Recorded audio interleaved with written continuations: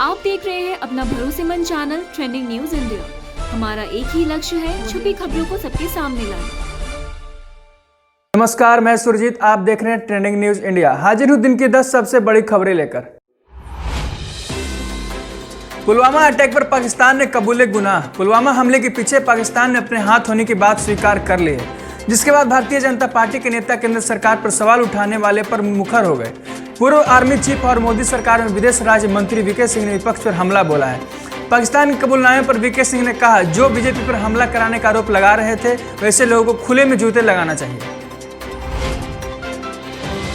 गुजरात को पीएम मोदी की सौगात। प्रधानमंत्री नरेंद्र मोदी ने शुक्रवार को केवड़िया में आरोग्य वन की शुरुआत की। इस वन में करीब 5 लाख से अधिक औषधियां हैं। प्रधानमंत्री नरेंद्र मोदी ने यहां गोल्फ कोर्ट में बैठ पूरे वन का चक्कर लगाया। इसके अलावा सेल्फी पॉइंट का उद्घाटन किया। बता दें, प्रधानमंत्री नरेंद्र मोदी गुजरात के 2 दिवसीय दौरे पर हैं। शुक्रवार को सुबह प्रधानमंत्री नरेंद्र मोदी ने गांधीनगर पहुंच गुजरात के पूर्व मुख्यमंत्री केशुभाई पटेल को श्रद्धांजलि दी। पीएम मोदी सबसे पहले उनके घर पहुंचे और नमन किया। मुंबई से सटे डोंबिवली में गिरी इमारत। देश की आर्थिक राजधानी मुंबई से सटे कल्याण डोंबिवली में एक बड़ा हादसा टल गया।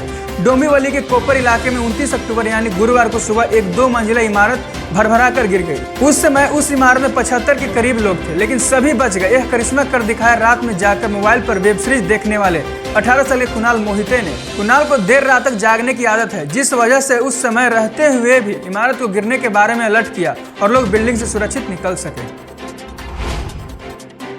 भारतीय सेना ने लॉन्च किया देसी मैसेजिंग ऐप। आत्मनिर्भर भारत के अभियान के तहत भारतीय सेना ने secure application for the internet नामक एक सुरक्षित मैसेजिंग एप्लीकेशन विकसित लॉन्च किया है, जो end to end secure voice, text और वीडियो कॉलिंग सेवाएं की सुविधा देता है। फिलहाल यह एंड्रॉइड प्लेटफॉर्म पर सपोर्ट करता है।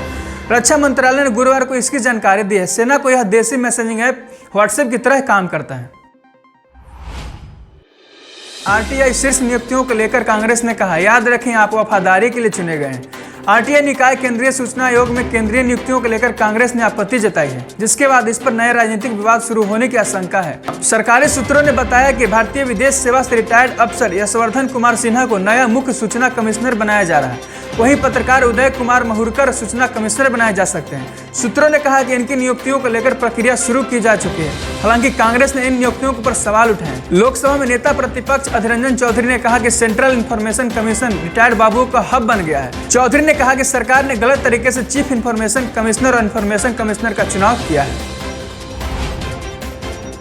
उत्तर प्रदेश में अल्पसंख्यक के लिए योगी सरकार का बड़ा तोहफा। उत्तर प्रदेश की योगी सरकार ने मुस्लिम सहित अन्य सभी अल्पसंख्यक समुदाय के लोगों को एक विशेष तोहफा दिया है।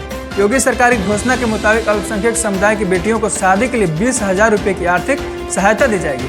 अल्पसंख्यक कल्याण मंत्री नंद गोपाल गुप्ता नंदी ने अल्पसंख्यक समुदाय के गरीब अभिभावकों की बेटियों के विवाह के लिए अनुदान के मद में 5 करोड़ रुपए की धनराशि की मंजूरी है। उत्तर प्रदेश के अमेठी में दलित ग्राम प्रधान पति को जलाकर हत्या कर दी गई। यह मुंशीगंज कोतवाली क्षेत्र के बदोइया गांव का मामला है। घर के पास बाउंड्री वॉल के भीतर गंभीर हालत में जली हुई अवस्था प्रधान पति अर्जुन मिला था। निजी अस्पताल में इलाज के दौरान उसकी मौत हो गई। बता दें, अमेठी केंद्रीय मंत्री स्मृति ईरानी का संसदीय क्षेत्र है। सोनू सूद का ट्वीट हुआ वायरल। बॉलीवुड एक्टर सोनू सूद ने कोरोना वायरस लॉकडाउन के दौरान आगे आकर जिस तरीके से आम लोगों की मदद की है, इसको लेकर उनकी जितनी भी तारीफ की जाए कम है। हाल ही में सोनू सूद का एक और ट्वीट वायरल हो रहा है। सोनू सूद ने ट्वीट करते हुए लिखा, सहानुभूति से पेट भरते तो कभी कोई भूखा नहीं सोता। इस तरह उन्होंने गरीबों के लिए सिर्फ वादे करने की बात को लेकर निशाना साधा है। सोनू सूद को अक्सर कई तरह की मदद के लिए ट्वीट आते हैं और वह जरूरतमंद लोगों की मदद भी करते हैं। फ्रांस में एक बार फिर आतंकी हमला। दक्षिण फ्रांस के नीस शहर में कुछ लोगों पर चाकू से हमला किया गया, जिसमें 3 लोगों की मौत हो गई और कई अन्य जख्मी हो गए। यह वारदात चर्च के अंदर करीब सुबह 9 बजे हुई। फ्रांस में हुए इस आतंकी हमले पर पीएम नरेंद्र मोदी ने ट्वीट कर कहा, मैं फ्रांस में हाल ही में हुए आतंकी हमले की कड़ी निंदा करता हूं, जिसमें आज नाइस में एक चर्च के अंदर हुई जघन्य घटना भी शामिल है। पीड़ितों और फ्रांस के लोगों के परिवारों के प्रति हमारी गहरी संवेदना है। भारत आतंकवाद के खिलाफ लड़ाई में फ्रांस के साथ खड़ा है।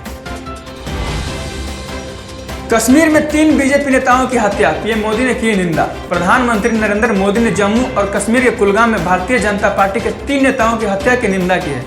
पीएम मोदी ने कहा कि हमारे 3 युवा कार्यकर्ताओं की हत्या की मैं निंदा करता हूं। वे जम्मू और कश्मीर में अच्छा काम कर रहे थे। बता दें, गुरुवार को कुलगाम में आतंकियों ने बीजेपी युवा मोर्चा के महासचिव फिदा हुसैन समेत 3 नेताओं की हत्या कर दी। 2 अन्य नेताओं की पहचान उमर रशीद बेग और अब्देल रशीद बेग के रूप में हुई है। बाकी ऐसे ही अन्य तमाम खबरों के लिए बने रहिए हमारे साथ, देखते रहिए ट्रेंडिंग न्यूज इंडिया।